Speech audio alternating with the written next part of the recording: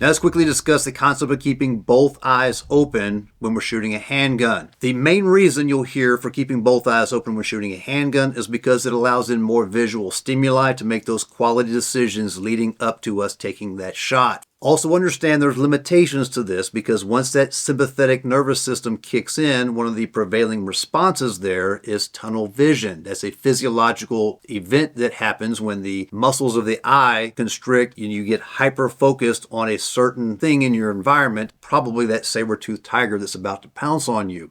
Another key reason we want to keep both eyes open in addition to situational awareness and quality decision making is visual input is part of how the brain determines balance. We have three main ways that the brain establishes if you're balanced or not.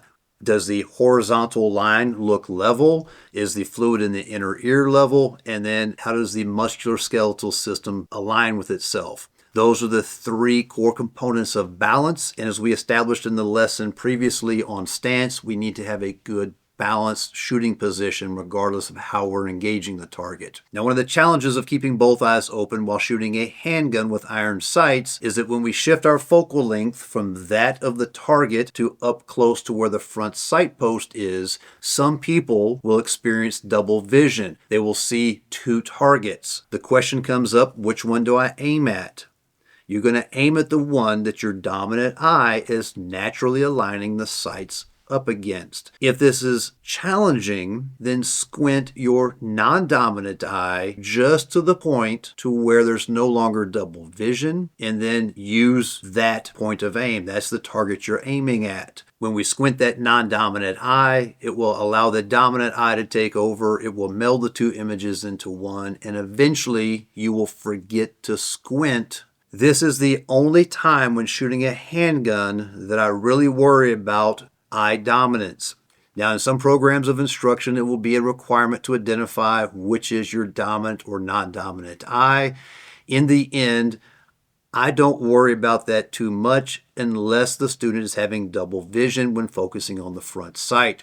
To identify which is our dominant eye, there's a couple different techniques. The simplest one that I have found that works for most people in the shortest amount of time is with both eyes open, fixate at a distant object, something very small. You can think of it as a light switch or something like that. Have the student extend their arm, lock out the elbow, and we're going to put the thumbnail directly on top of whatever it is we're looking at. They should experience a visual illusion where it looks like they have X-ray vision. They're seeing the thumbnail, but they're also seeing that distant object through the thumbnail. Once the student has acknowledged that they are seeing that visual illusion of that X-ray vision looking through the thumbnail, then I will have them close one eye. Not moving the hand or the thumb, just closing one eye. Does the thumb appear to move? Or is the thumb now opaque and covering up that object? If they say that the thumb is covering up the object, then the eye that they are looking through, the open eye, is their dominant eye. If they report that the thumb seems to have jumped a few inches off to the side and they can still see the object, have them open both eyes again.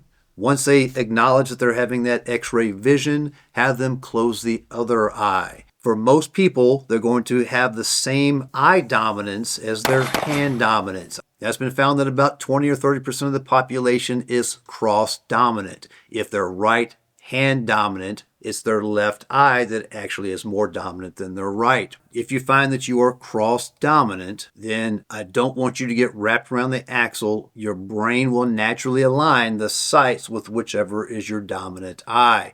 If we are cross-dominant, I do not want you to lean your head to the side to put it behind the sights because that will put both your visual input as well as the fluid in your inner ear off kilter, and we've already had that discussion previously about balance. For example, if I have a good balanced stance and I'm just pushing the gun straight in front of my dominant eye, if I am left eye dominant, you'll notice that the gun is just naturally coming a little bit to the left of center line of the body. We've already discussed on getting that natural point of aim in the previous lesson. Once we have that natural point of aim established, then that body positioning will rectify which eye the gun naturally goes to. And again, if we're using a red dot on a handgun, then the double vision really doesn't occur because we're not focusing at the front sight. We're not looking at the red dot. We're hyper-focused still at the target. That's the focal length we're hyper-focused on, and then that red dot just naturally appears right on top of what we're looking at.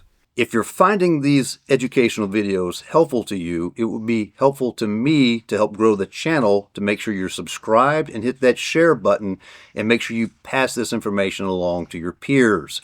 Until next time, God bless you and stay safe.